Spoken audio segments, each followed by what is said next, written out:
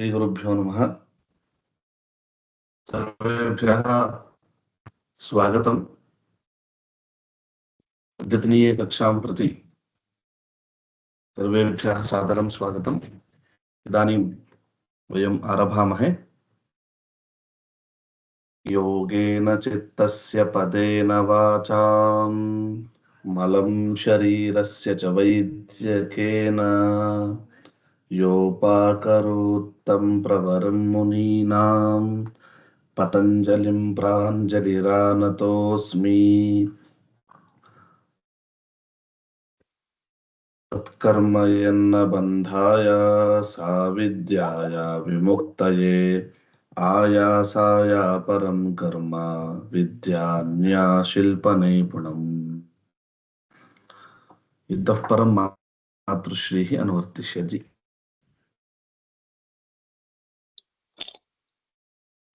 सर्वेभ्यः नमस्काराः। श्रीगुरुभ्यो नमः। यत् ह्यः इत्युक्तौ पूर्वतनकक्ष्यायां यदुक्तं तत् अवगतम् इति मन्ये। प्रश्नाः सन्ति वा?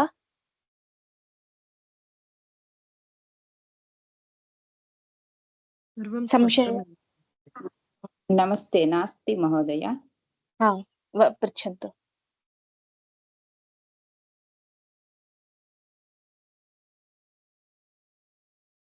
कयापि प्रश्नः प्रष्टुम् उद्युक्तो वा? न महोदय, सर्वं स्पष्टमेव अस्ति। अस्तु, तर्हि अग्रे गच्छामः। ह्यः पूर्वत्र कक्ष्यायां किमुक्तम् इत्युक्तौ रक्षोहागमलघ्वसन्देहाः प्रयोजनानि। व्याकरणाध्ययनस्य साक्षात् प्रयोजनं तावत् शब्दानाम् अनुशासनं।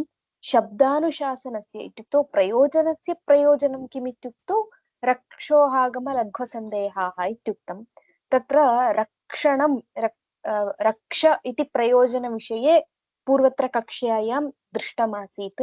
तत्र वेदानां रक्षणार्थं व्याकरणस्य अध्ययनं कर्तव्यम् इत्युक्तम्। तत्र कथं अवैयाकरणः कथं वेदानां रक्षणं कर्तुं न शक्नोति इत्युक्तौ लोप आगम वर्णविकारादि विषयान् अवैयाकरणः न जानाति इति कृत्वा तेन वेदानां रक्षणं कर्तुं न शक्यते। तस्माद् अध्येयं व्याकरणम् इत्युक्तं। तत्र उदाहरणद्वयमपि दृष्टमासीत् अस्माभिः। अदुह्र इत्येकम् उदाहरणम्, अपि च वर्णविकारस्य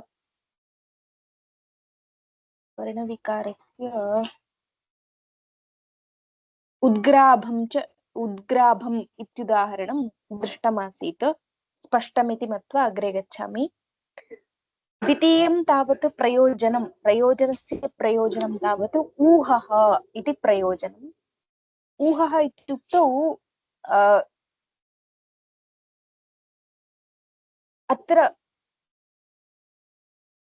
तत्र वेदेषु तावत् स्वराः विधीयन्ते, अपि च विभक्तिविपरिणामश्च क्वचित् यागेषु भविष्यति। वेदेषु यानि मन्त्राणि वर्तन्ते, ये मन्त्राः वर्तन्ते, तेषां वेदे सर्वासु विभक्तिषु एवं तत्र सर्वैः लिङ्गैः अपि च सर्वासु विभक्तिषु पदानि न उक्तानि इति कृत्वा क्वचित् परिवर्तनं कर्तव्यं भवति। यथा प्रकृतिवद् विकृतिः कर्तव्या इति एकः नियमः वर्तते। मीमांसाशास्त्रस्य अयं नियमः। यागाः क्रियन्ते, यागकरणकाले प्रकृतियागः इति कश्चन प्रकृतियागः भविष्यति। तद्वत् प्रकृतियागे ये नियमाः उक्ताः ते नियमाः विकृतावपि भवन्ति इति ते एव नियमाः विकृतियागे भविष्यन्ति इति नियमस्य अर्थः। तत्र प्रकृतियागे यथा विभक्तयः उक्ताः भवन्ति तद्वद् विभक्तिलिङ्गादीनां विपरिणामः विकृतियागे अपि कर्तव्यं भवति। यः वैयाकरणः सः एव तादृशं लिङ्गविभक्ति विपरिणामं कर्तुं शक्नोति यः अवैयाकरणः सः तु कर्तुं नैव शक्नोति इति कृत्वा अत्र इयं विभक्तिः स्यात्। यथा प्रकृतियागे या विभक्तिः वर्तते सा विभक्तिः कथं तस्याः विभक्तेः परिणामः विकृतियागे कथं कर्तव्यमिति ऊहः कर्तव्यः। तादृशः ऊहः केन कर्तुं शक्यते इत्युक्तौ यः वैयाकरणः तेनैव कर्तुं शक्यते, नान्येन इत्यस्मात् अध्येयं व्याकरणम् इति व्याकरणाध्ययनस्य प्रयोजनम् उच्यते। अवगतं वा? हरि ओम्। पुनः एकवारं वदति वा महोदय? अस्तु। इदानीम् ऊहः इत्युक्तौ प्रकृतियागे कश्चन मन्त्रः निर्दिष्टः भवति। सः मन्त्रः विकृतियागे विभक्तिविपरिणामेन प्रयोक्तव्यः भवति। विभक्तिर्वा लिङ्गो वा तत्र लिङ्गस्य वा विभक्तेर्वा परिणामः कर्तव्यः भवति। प्रकृतियागे या विभक्तिः भवति सा एव विभक्तिः विकृतियागे अपि विकृतियागे मन्त्रः तया विभक्त्या न निर्दिष्टः भवति। तत्र यथा प्रकृतौ विभक्तिः निर्दिष्टः तथा विकृतौ परिणामः कर्तव्यः। तादृशः परिणामः कथं भवेदिति यः वैयाकरणः सः एव ज्ञातुं शक्नोति। प्रायः उदाहरणं वदामि तदा ज्ञायेत। तत्र प्रकृतियागे अग्नये त्वां जुष्टं निर्वपामि इति अग्निष्टोमयागः यः वर्तते सः प्रकृतियागः। एवं तत्र विकृतियागे मन्त्रः कः वर्तते इत्युक्तौ सूर्यं चरु निर्वपेद् ब्रह्मवर्चसकामः इति सौर्ययागः यः वर्तते, सूर्यसम्बद्ध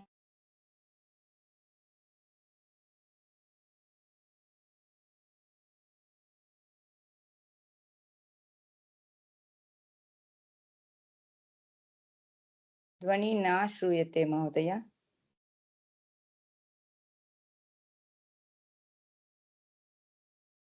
मातुश्री ध्वनिः न श्रूयते। हरि ओम् आचार्य, इदानीं श्रूयते वा? इदानीं श्रूयते, उच्यताम्। कियत् पर्यन्तं श्रुतं? सौर्य उदाहरणम्। इदानीं प्रकृतियागः वर्तते अग्निष्टोमयागः। तत्र तस्यैव विकृतियागः वर्तते सौर्ययागः। प्रकृतियागे मन्त्रः एवं वर्तते अग्नये त्वां जुष्टं निर्वपामि इति। विकृतियागे तावत् सौर्यं चरु निर्वपेद् ब्रह्मवर्चसकामः इति मन्त्रः वर्तते। तत्र मन्त्रस्य ऊहः कर्तव्यः। यथा प्रकृतौ विभक्तिः निर्दिष्टः तद्वदेव विकृतियागेपि विभक्तेः परिणामः कर्तव्यः। तादृशं परिणामं कः कर्तुं जानाति इत्युक्तौ यः वैयाकरणः सः एव। प्रकृते अग्नये त्वां जुष्टं निर्वपामि इति प्रकृतियागे प्रकृतिवद् विकृतिः कर्तव्या, तद्वत् विकृतावपि मन्त्रः उच्चारणीयः इत्युक्तत्वात् सूर्याय इति चतुर्थी विभक्तेः परिणामः कर्तव्यः। सूर्याय त्वां चरु निर्वपामि इति। एवं विपरिणामं कः कर्तुं जानाति इत्युक्तौ एवं ऊहां कः कर्तुं जानाति इत्युक्तौ यः वैयाकरणः सः एव जानीयात्। अवैयाकरणः न जानाति इत्यस्मात् एवं ऊहार्थम् अध्येयं व्याकरणम् इत्युच्यते। इदानीम् अवगतं वा? अवगतं महोदय, धन्यवादः। अस्तु, इदानीं हरि ओम्। प्रकृतियागः पुनः विकृतियागः नाम किम्? प्रकृतियागः इत्युक्तौ प्रधानः यागः। मीमांसाशास्त्रसम्बद्धः अयं विषयः।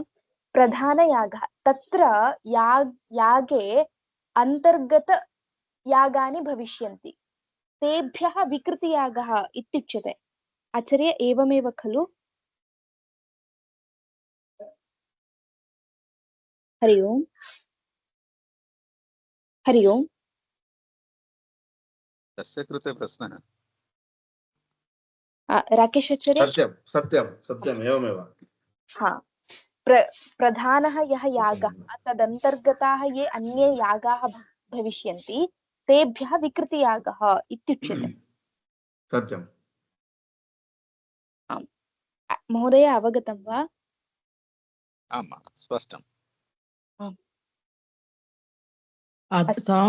समानः अर्थः एव तत्र द्योतयति इति किल। देवता भेदः भवति देवतायाः अच्छा अच्छा देवतायाः अच्छा भेदः भवति वा। आम् आम्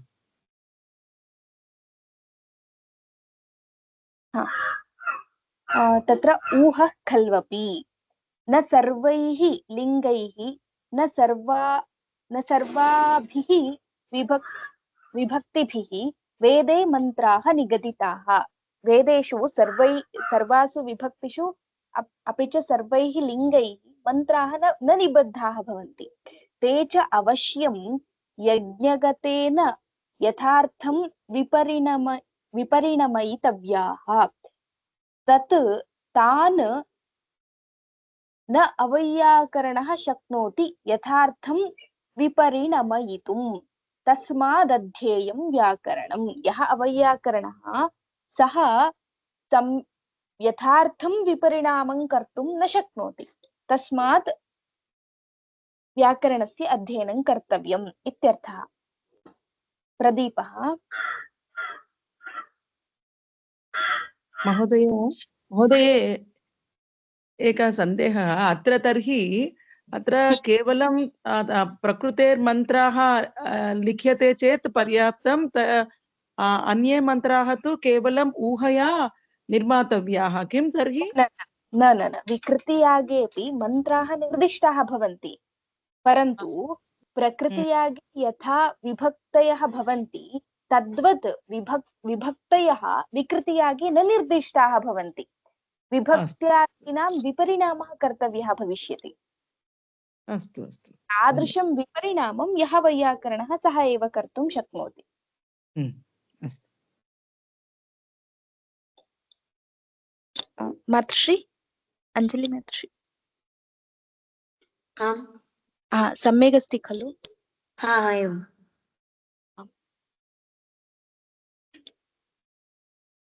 प्रदीपः ऊहः खल्वपि इति।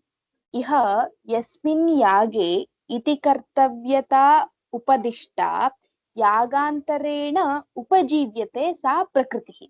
प्रकृतियागः नाम कः इति प्रदीपकारैः तत्र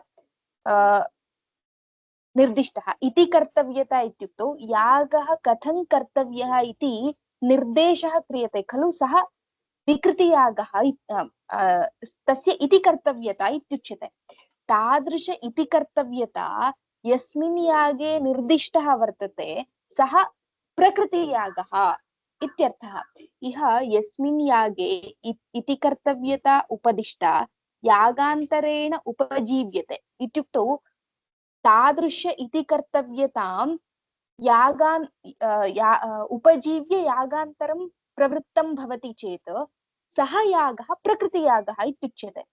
यः उपजीव्यते इत्युक्तौ प्रकृतियागे उक्तान् अंशान् उपयुज्य यः यागः प्रवृत्तः भवति सः यागः विकृतियागः इत्युच्यते। तदेव उक्तम्। इह यस्मिन् यागे इति कर्तव्यता उपदिष्टा यागान्तरेण उपजीव्यते सा प्रकृतिः। येन च उपजीव्यते इत्युक्तौ उपयुज्य यागः, प्रकृतियागे उक्तान् अंशान् उपयुज्य यः यागः क्रियते सः यागः विकृतियागः इत्युच्यते। एवं प्रकृतिवद् विकृतिः कर्तव्या इति मीमांसकैः व्यवस्थापिते न्याये प्रकृतिप्रत्ययादीनाम् ऊहं वैयाकरणः सम्यग् विजानाति, अन्ये तु ज्ञातुं न शक्नुवन्ति इत्यर्थः। तत्र अग्नेर्मन्त्रः अस्ति अग्नये त्वां निर्वपामि इति। तत्र सौर्यं चरुं निर्वपेद् ब्रह्मवर्चसकामः इति सौर्यचरौ मन्त्रः ऊह्यते सूर्याय त्वां जुष्टं निर्वपामि इति विस्तरेण भर्तृहरिणा प्रदर्शितः ऊहः इत्युक्तौ ऊहविषये ऊहः इत्यस्मिन् विषये अधिकाः अंशाः वाक्यपदीये भर्तृहरिणा निर्दिष्टः इत्यर्थः। अत्र तावत् किम् ईदृशम् ऊहं यः वैयाकरणः सः एव ज्ञातुं शक्नोति। विकृतियागेषु कथं विभक्ति विपरिणामः कर्तव्यः इति यः वैयाकरणः सः एव ज्ञातुं शक्नोति, नान्ये तस्मात् अध्येयं व्याकरणम् इत्युक्तम्। स्पष्टम्? आं महोदय। पङ्क्त्यर्थः अवगतः खलु? आम्। अस्तु, अग्रिमम् एवं रक्ष ऊहयोर्विषये ज्ञातम्। अग्रिमं तावत् आगमः। पूर्वं मया एकः अंशः उक्तः आसीत्, इत्युक्तौ रक्षोहागमलघ्वसन्देहाः प्रयोजनम् इत्यत्र प्रयोजनशब्दः प्रयोजकपरः अपि प्रयोजनपरः अपि इति। इत्युक्तौ प्रयुज्यते अनेन इति प्रयोजनम् इत्युक्तौ व्याकरणाध्ययनं प्रयुज्यते अनेन इत्युक्तौ व्याकरणाध्ययनं कर्तव्यम् इति अनेन आगमेन प्रयुज्यते इत्यस्मात् प्रयोजकपरः अयं प्रयोजनशब्दः इति। इत्युक्तौ व्याकरणाध्ययनं कर्तुं प्रेरयति। कः प्रेरयति इत्युक्तौ आगमः प्रेरयति। तस्मात् तत्र प्रयोजकपरः यः प्रयोजनशब्दः तस्य अन्वयः आगमविषये भविष्यति। प्रयोजनपरः यः प्रयोजनं तावत् रक्ष ऊह इत्युभयम्। आगमः तावत् प्रयोजकः इत्युक्तौ व्याकरणाध्ययनं प्रयोजयति इत्यर्थः। अवगतम्? अत्र संशयः वर्तते वा?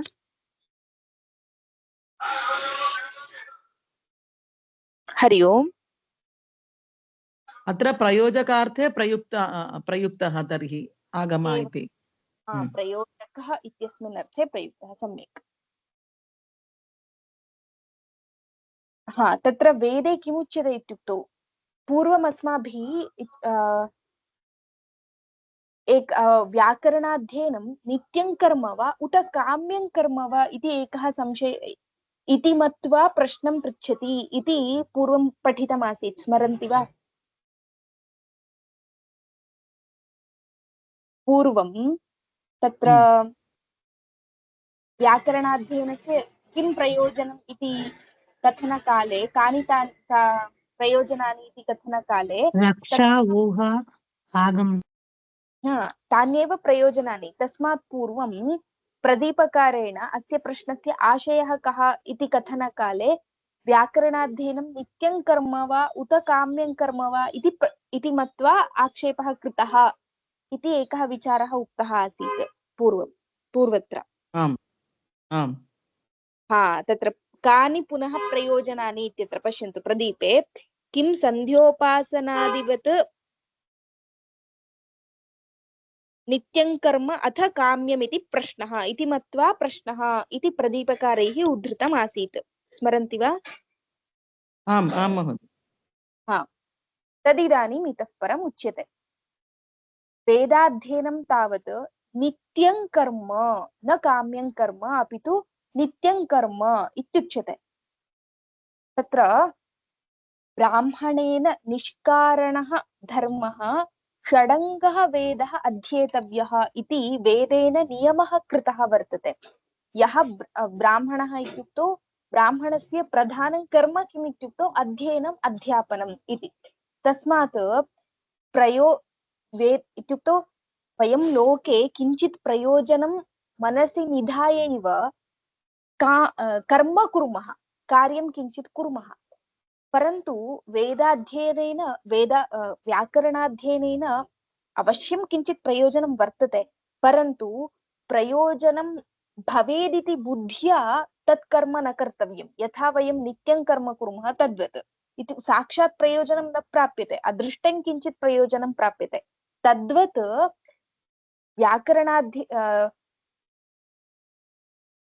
प्रयोजनम् इदं स्यादिति प्रयोजनबुद्ध्या अध्ययनं न कर्तव्यम्, अपि तु नित्यं कर्म यथा वयं नित्यकर्मणः यथा अनुष्ठानं कुर्मः तद्वत् व्याकरणाध्ययनं कर्तव्यम् इति वेदेन नियमः क्रियते। अतः इदं तावत् नित्यं कर्म। ब्राह्मणेन आगमः खल्वपि, ब्राह्मणेन निष्कारणः धर्मः षडङ्गो वेदः षडङ्गः वेदः अध्येयः ज्ञेयः इति वेदस्य नियमः। प्रधानञ्च षडङ्गेषु व्याकरणं, प्रधाने कृते यत्नः फलवान् भवति। षडङ्गः वेदः अध्येतव्यः इति अत्र तावत् साक्षात् व्याकरणाध्ययनं कर्तव्यम् इति कथम् उक्तं? वेदः अध्येतव्यः इति खलु वेदेन नियमः कृतः। तत् कथं व्याकरणम् अध्येतव्यम् इति अत्र कथं निर्दिष्टम् इत्युक्तौ षडङ्गसहितः वेदः अध्येतव्यः इति नियमः अत्र कृतः। षट्सु अङ्गेषु व्याकरणमपि अन्यतमम् इति कृत्वा अनेन नियमेन व्याकरणाध्ययनमपि नियमितमिति अवगम्यते। अपि च षडङ्गेषु प्रधानं तावत् व्याकरणाध्ययनं। व्याकरणाध्ययनमेव प्रधानमिति कृत्वा प्रधाने कृतः यत्नः फलवान् भवति इति एकः नियमः वर्तते। अतः व्याकरणाध्ययनेन अवश्यं किञ्चित् फलं वर्तते एव। तर्हि व्याकरणं षट्सु अङ्गेषु व्याकरणस्य प्राधान्यं कथं, प्रधानं व्याकरणमिति कथं वदन्ति इति चेत् तत्र अस्माभिः पूर्वं ज्ञातं वाक्यस्फोटः वाक्येन अर्थावगतिर्भवति अथवा पदेन। एवं पदवाक्याभ्याम् अर्थावगतिः इति चेदपि पदवाक्ययोर्मध्ये प्रधानः कः इत्युक्तौ वाक्याद् यः अर्थः बुध्यते सः एव। इत्युक्तौ वाक्यस्फोटः एव प्रधानः इति वैयाकरणमतम्। अतः अत्र यतः वाक्यादेव अर्थावगतिर्भवति। यदि वाक्यादर्थावगतिः स्यात् तर्हि पदार्थः ज्ञायेत। पदार्थः ज्ञायेत चेत् वर्णेन कथं पदम् उत्पन्नम् इत्यादि विषयाः ज्ञातव्याः। सः विचारः केन अवगम्यते? इदं पदं सुष्ठु, इदं पदम् असाधु इत्यादि विषयाः केन शास्त्रेण ज्ञायन्ते इत्युक्तौ व्याकरणशास्त्रेण। इदं यदि सम्यक् ज्ञातं भवति तर्हि तावदेव वाक्यार्थः बुध्यते। वाक्यार्थेन यः वेदार्थः सः अवगन्तुं शक्यते इत्यस्मात् वाक्यस्फोटः एव प्रधानः। तादृशवाक्यस्य अर्थज्ञानार्थं पदं प्रधानं, पदज्ञानं च व्याकरणात् भविष्यति इति कृत्वा व्याकरणस्य षट्सु अङ्गेषु व्याकरणस्य प्राधान्यं वर्तते। तदेव वदति प्रधाने कृतः यत्नः फलवान् भवति इति। तत्र प्रदीपः आगमः इति। आगमः प्रयोजनः प्रवर्तकः नित्यकर्मतां व्याकरणाध्ययनस्य दर्शयति। प्रयोजनशब्देन च फलं प्रयोजकश्च उच्यते। इत्युक्तौ प्रयुज्यते अनेन इति प्रयोजनम् इति प्रयोजकपरः यः प्रयोजनशब्दः तेन फलं प्रयोजनम् उभयमपि उच्यते इत्यर्थः। निष्कारणः इति दृष्टं कारणम्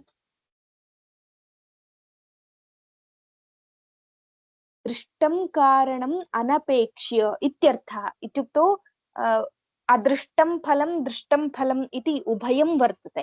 तत्र साक्षात् किञ्चित् कर्म कुर्मः चेत् इदानीं यथा लौकिकम् उदाहरणं पश्यामश्चेत् भोजनं कुर्मश्चेत् उदरपूरणं बुभुक्षा निवारणं भविष्यति। बुभुक्षा निवारणमिति दृष्टं फलं भोजनम् इति कर्मणः। इत्युक्तौ भोजनमिति कार्यस्य दृष्टं फलं तावत् बुभुक्षा निवारणम्। एवं दृष्टं फलं किञ्चित् अनपेक्ष्य क्रियते यत् कर्म तत् कर्म तावत् नित्यं कर्म इत्युच्यते। इत्युक्तौ तस्य दृष्टं फलं प्रयोजनं किञ्चित् नास्ति। तथा दृष्टं कारणम् अनपेक्ष्य इत्यर्थः। निष्कारणः धर्मः षडङ्गः वेदः अध्येतव्यः इति वेदवाक्यं यदुक्तं तत्र निष्कारणः इत्यस्य कः अर्थः इत्युक्तौ दृष्टं कारणम् अनपेक्ष्य वेदाध्ययनं कर्तव्यम् इत्यर्थः। प्रधानञ्च इति प्राधान्यं कथं तर्हि वेदाध्ययनस्य इत्युक्तौ क्षम्यतां व्याकरणाध्ययनस्य इत्युक्तौ पदपदार्थ अवगमस्य व्याकरणनिमित्तत्वात् तन्मूलत्वात्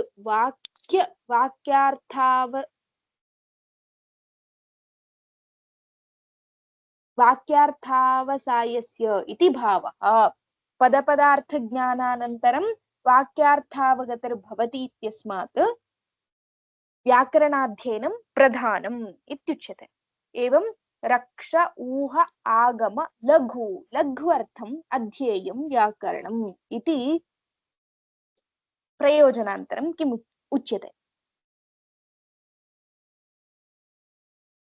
अत्र महोदये ब्राह्मणेन एतस्य एतस्य पदस्य प्रयोगः किं कृतम् अत्र निश्चयेन ब्राह्मणेन एव एतत् कार्यं कर्तव्यं किं नो चेत् अन्येन अपि वा? अत्र ब्राह्मणः इत्यनेन अस्माभिः लोके यः ब्राह्मणः इदानीं प्रस्तुतलोकेषु ब्राह्मणः इत्यनेन प्रयोगः ब्राह्मणः कुत्र प्रयुज्यते सः ब्राह्मणः अत्र न विवक्षितः। समीचीनः जातेः तत्र उल्लेखः नास्ति तर्हि अत्र एवं ब्राह्मणः इत्यनेन यः ज्ञानी सः अत्र विवक्षितः इत्युक्तौ ज्ञाने अधिकारः यः अध्ययनम् अध्यापनं च करोति सः ब्राह्मणः। पूर्वं मया उक्तमासीत् अध्ययनम् अध्यापनं च यः करोति ज्ञानवान् सः ब्राह्मणः।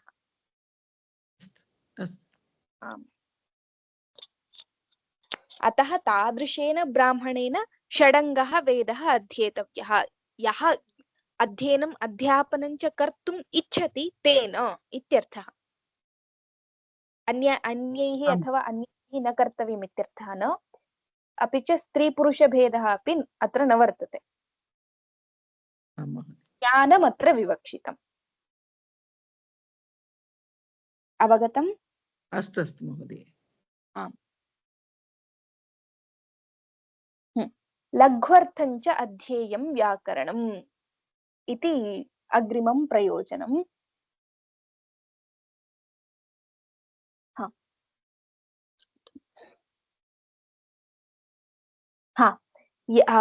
पुनरपि अत्र लघ्वर्थम् इत्यत्र पुनः सः विषयः आगतः। ब्राह्मणेन अवश्यं शब्दाः ज्ञातव्याः। लघुना उपायेन ब्राह्मणेन अवश्यं शब्दाः ज्ञातव्याः इत्युच्यते। कुतः इत्युक्तौ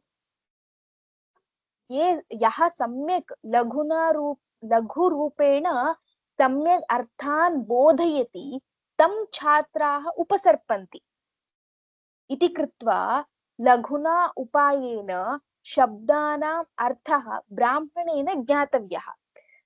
तथा ज्ञातुं केन शास्त्रेण शक्यते? लोके अथवा वेदे बहवः शब्दाः वर्तन्ते। तेषां सर्वेषामपि साधुत्वं लघुना उपायेन केन शास्त्रेण ज्ञातुं शक्यते इत्युक्तौ व्याकरणशास्त्रेण।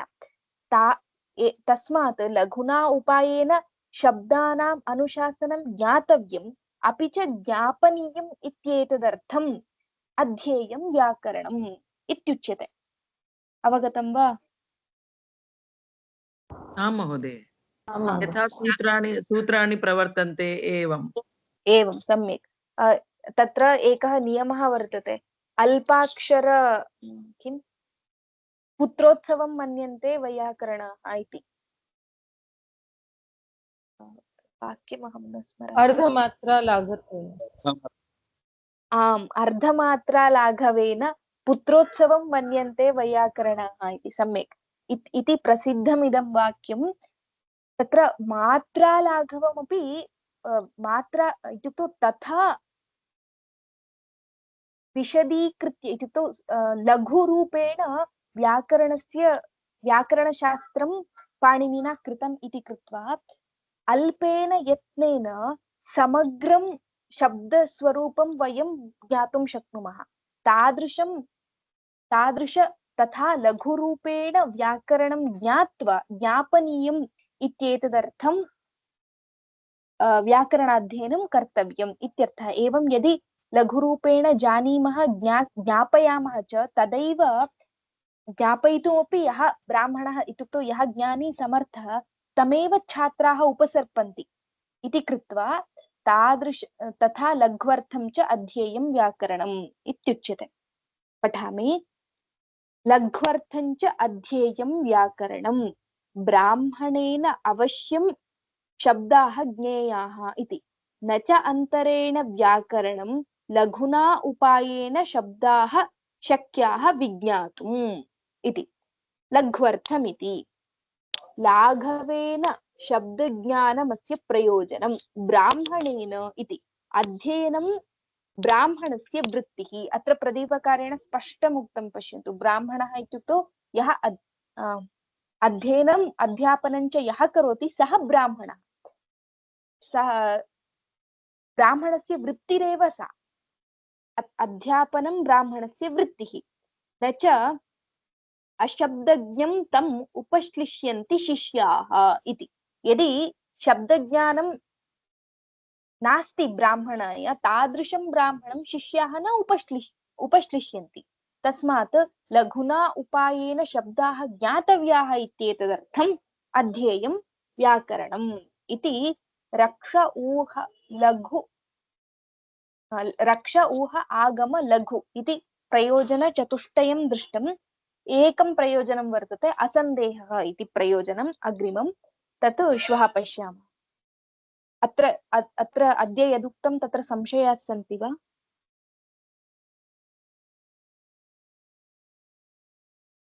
हरि ओम्। न महोदय। अवगतं खलु? आम् आम्।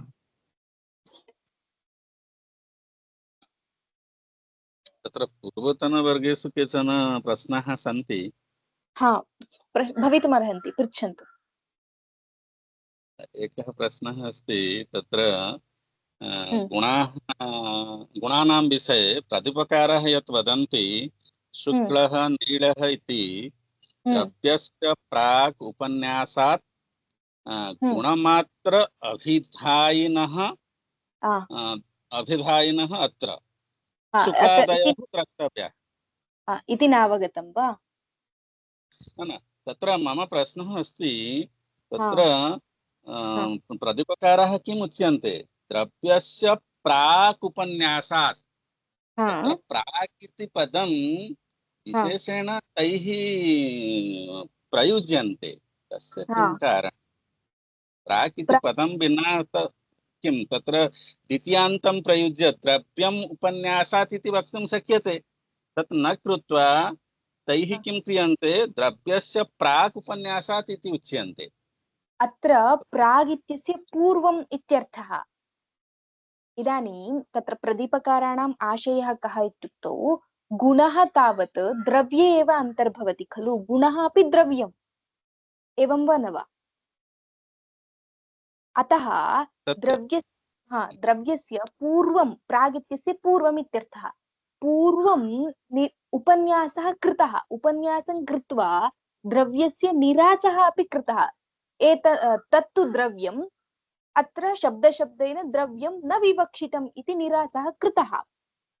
पुनरपि गुणस्य ग्रहणं द्रव्यस्य निरासेनैव गुणस्यापि निरासः भवति खलु। एवं गुणस्य निरस्ते अपि गुणस्य निरासः कृतः चेदपि पुनः किमर्थम् उच्यते अत्र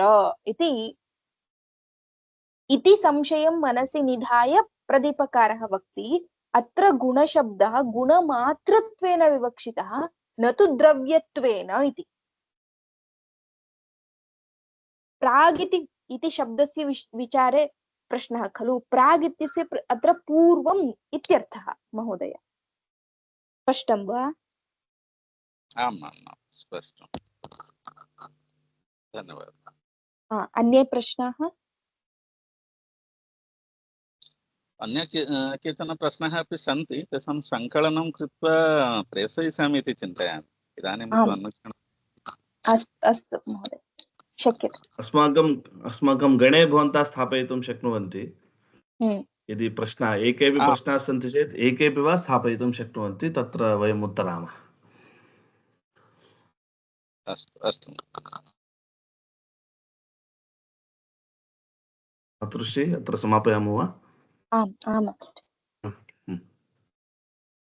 योगेन चित्तस्य पदेन वाचां मलं शरीरस्य च वैद्यकेन योपाकरोत्तं प्रवरं मुनीनां पतञ्जलिं प्राञ्जलिरानतोऽस्मि। तत्कर्म यन्न बन्धाय साविद्याय विमुक्तये आयासाया परं कर्म विद्यान्याशिल्पनैपुणम्। सर्वेभ्यः धन्यवादाः। राम राम च। धन्यवादः। धन्यवादः।